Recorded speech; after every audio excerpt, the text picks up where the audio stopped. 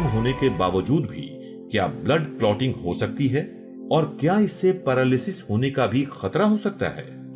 नमस्कार, मैं डॉक्टर रोहित माधव साने, माधवबाग आयुर्वेदिक हृदय रोग निवारण केंद्र इसका संचालक। अब कई बार लोग पैरालिसिस के बारे में सोचते हैं, हार्ट अटैक के बारे में सोचते हैं, तो कई बार ये भी सवाल उनके दिमाग में आता है कि अगर मेरा हार्ट बहुत अच्छा खासा मजबूत है, मेरे हार्ट का VO2 max एकदम अगर पावरफुल है, तो वो VO2 max मतलब ऐसा पैरामीटर जो हार्ट अटैक के खिलाफ हमारा बचाव करता है। तो VO2 max अगर मेरा एकदम अच्छा पावरफुल है और ये VO2 max पावरफुल होने के बावजूद क्या मेरे शरीर में ये खून के थक्के निर्माण हो सकते हैं क्या, ब्लड क्लॉट मेरे शरीर में निर्माण हो सकते हैं क्या? तो उसका जवाब है हाँ। मेरा VO2 max एक ऐसा पैरामीटर है जो हार्ट अटैक के खिलाफ मेरे शरीर में बैठे हुए हार्ट को पावर देने वाला है। तो उस हार्ट अटैक के खिलाफ लड़ने की शक्ति मतलब VO2 max।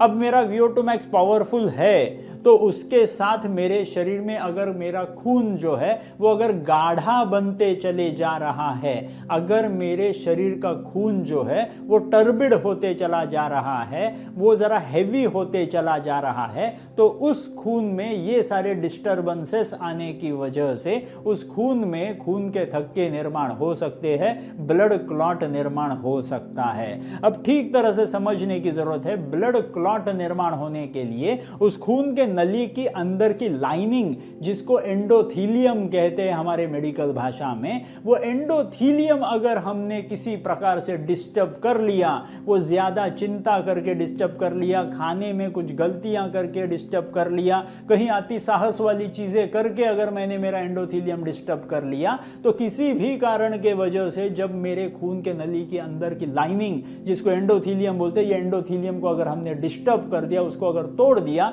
तो वहां से खून की नली क्रैक हो जाती है और वहीं से अंदर के अंदर से ब्लड क्लॉट, खून के थक्के निर्माण हो जाते हैं।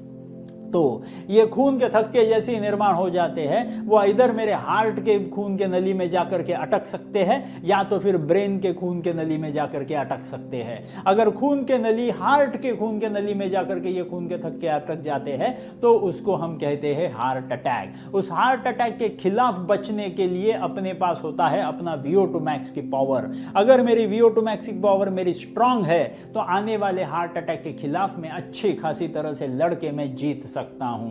तो दूसरे प्रमाण से अगर ये खून के थक्के हार्ट में ना जाते हुए अपने ब्रेन में अगर जाते हैं तो ब्रेन में वो पैरालिसिस निर्माण कर सकते हैं। तो कोई भी मेरे शरीर की खून की नलियां जो होती है, वो खून की नलियां जो है, वो खून की नलियां मैं जितनी साफ रखूंगा, उस खून के नली के अंदर की लाइनिंग एंडोथीलियम को जितना मैं हेल्दी रखूंगा, उतना ही कम निर्माण होंगे ये खून के थक्के या ब्लड क्लॉट्स। ये ब्लड क्लॉट्स जितने कम निर्माण होंगे उतना ही हार्ट अटैक, उतना ही पैरालिसिस कम निर्माण होंगे।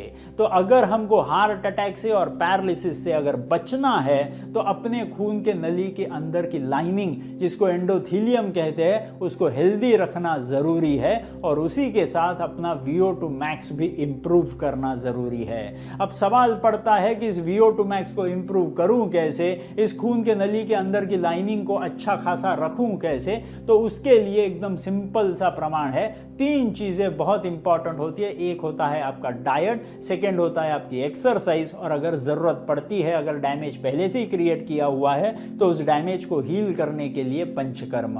तो अगर अच्छा खासा खाना, अगर हम अच्छा डाइट कंट्रोल करते हैं, तो उस डाइट कंट्रोल के वजह से खून के नली के अंदर की लाइनिंग, जिसको एंडोथीलियम कहते हैं, वो एंडोथीलियम हमेशा हेल्दी रहेगा।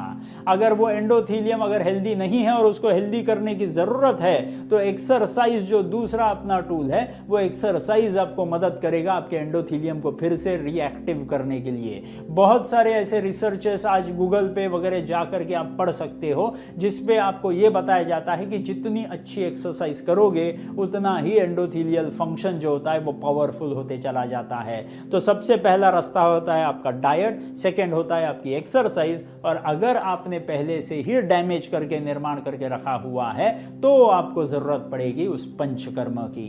पंचकर्म करके आयुर्वेद में 5000 सालों पहले बता के रखी हुई ट्रीटमेंट टेक्निक है, जो ट्रीटमेंट करने के बाद वो एंडोथीलियम भी रिपेयर होता है, एज वेल एज आपके शरीर का जो VO2 मैक्स है, जो आपके हार्ट अटैक के खिलाफ लड़ने की ताकत है, वो ताकत भी इंप्रूव करवा के रख दिए। तो इस हार्ट अटैक से और पैरालिसिस से डरने की जरूरत नहीं पड़ेगी।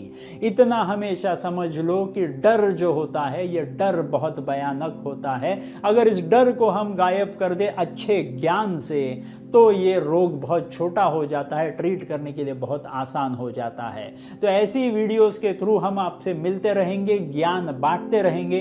जितना ज्ञान बांटेंगे उतना ही ये डर कम होगा, ताकि हम भारत को इस आने वाले पूरे डिसीजेस से हम मुक्ति मिला सकते हैं। तो ऐसे ही सवाल भेजते रहिए, हम भी आपको ऐसे ही जवाब देते रहेंगे, ऐसी अपनी दोस्ती बनती रहेगी। So thank you very much.